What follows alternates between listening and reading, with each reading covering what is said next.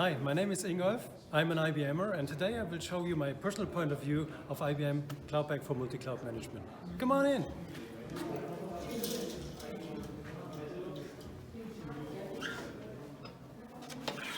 Okay, let's go.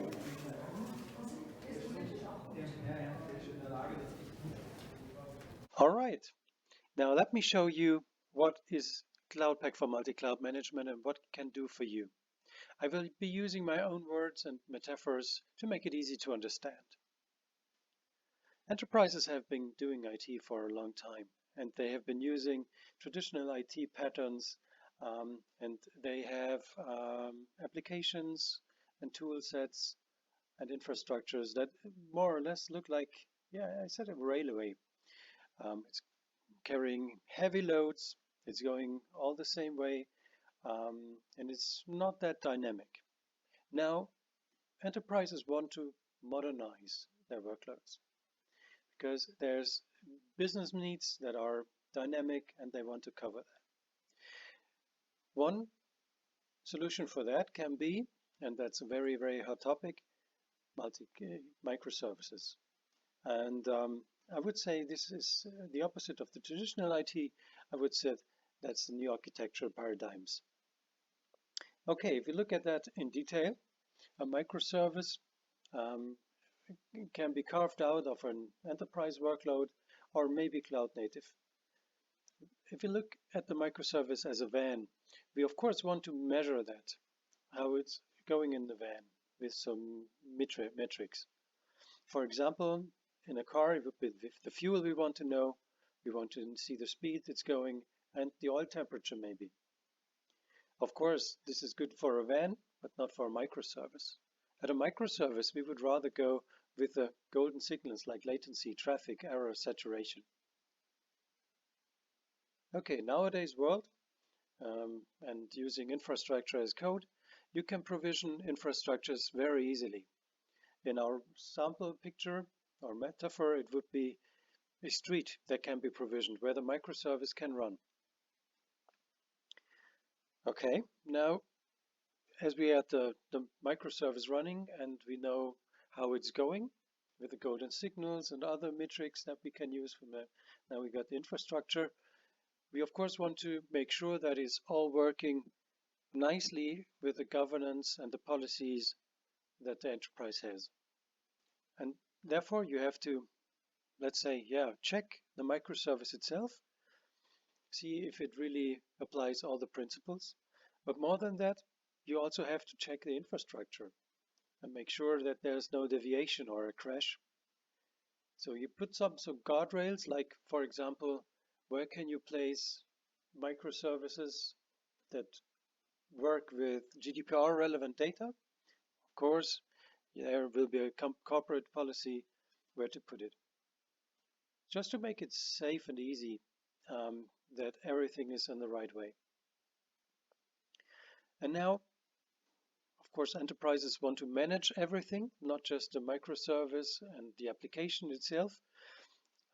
Also, if the infrastructure has a traffic jam, let's say like this, or infrastructure is down, we want to know that immediately. So, as said before, we can provision something else and the microservice can run and the service of the company will be still ongoing. So we got the infrastructure, we got the application itself, and we got the governance aspects with automation. And that is all together, both for the traditional IT and new architectures, one single tool for applications infrastructure. Yeah, and this is all provided by Cloud Pak for Multicloud Management. Now, who is benefiting from that? First, it's running on every infrastructure. So everybody who is in any technology can benefit from that. And talking about personas, it would be the IT operations staff who sees on one page what is going on, the developers as well, application owners, because with the new architectures we got also new responsibilities and more decentralized responsibilities. Of course, there will be governance and the security officers. But more than that, It's the business that's happy. Why? Because the modernized needs and the dynamics of the business can be reflected much better. Go. Great. Now you've seen the advantages of the solution. Of course, you want to see it in action. Here we go. I show you the demo. I recorded for you a little walkthrough of the Cloud Pak for Multicloud Management, just to show how easy it is to manage infrastructures, applications, governance, and automation.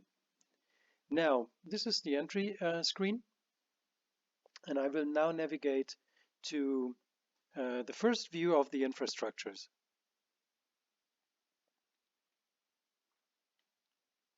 And there you can see all the infrastructures that are currently managed in this demo environment, like the IBM Cloud, the Google Cloud, the Azure Cloud, and on the right-hand side also own data centers. Of course, I can have a look how this infrastructure performs. And sure, you can make a drill down in each of the elements of the infrastructure, very, very detailed infrastructure drill down. But you also can see these are clusters running there, and we got 4 apps. If you want to look at the apps, I just click on it and I end up at a list of apps. And there's a ticketing app. It's on the left-hand side low. I will click on that. It's a ticketing app where clients can buy tickets for trains. And this has a back end and a front end, and they are all running in different clusters. Now, if I click on that, I will see the complete topology of this application. It's just building up the screen, and all elements of the application will be displayed. I talked about the front end and the back end, which is in this case the swirls in the middle, WebDev2 and WebDev5. So one is running in the public cloud, one is running in the backend and private cloud. So this may be interesting for you as well. I stopped the video for a second. Maybe you can see the check marks, the green ones. If there's a green check mark, everything is fine. If there would be a red mark, you can go drill down and see what's wrong. And you can find the root cause that you can manage afterwards. For some of the clients, it may be relevant that applications run exactly the same on different clusters. You can manage that as well. You can spin off clusters and just put the application there. And maybe it's an interesting point in modern architectures. You wouldn't necessarily try to fix something if it's wrong. You just kill the cluster and then set up a new cluster. All right, now let's have a look at the performance of the application. Now we have seen the topology of it. We want to see how it really works, and therefore I will launch the health view. You can see it right now. What opens up is a Grafana dashboard. It's open source, as we have many open source elements in our solution pre-built, pre-tested.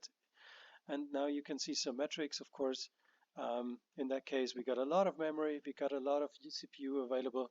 We could sell a lot more tickets. And this dashboard is updating every 10 seconds. So if we talk about the risk, I can check the risk, for example, for this application, but of course for the entire applications as well. But I want to have a close look. So you can see some policy violations. And as an IT administrator, I can be reported about that, but I can also enforce the system to fix these policy violations. So that will be all automatic. Coming to automation as well, is like we have automation instruments like CloudForms, Terraform automation on Ansible as well, where you can use infrastructure as code and provision on demand the infrastructure. But also you have the chance to monitor incidents if you get something popping up, and you can open up a ticket and embed this in the ServiceNow or Slack or whatever instruments you use for reporting of bugs. I jumped to the beginning of this little walkthrough, and now as if you've seen how easy it is to manage infrastructure applications governance and automation, all in one place. The motto is, let's get started. I encourage you to have a close look at the Cloud Pak for multi-cloud solution. And for that, I added essential links at the end of this video and also my contact data. And yeah, I like to go into discussion with you. Okay, guys, that's it. If you like the video, give me a thumbs up. If you like the solution, give me a call. Thank you.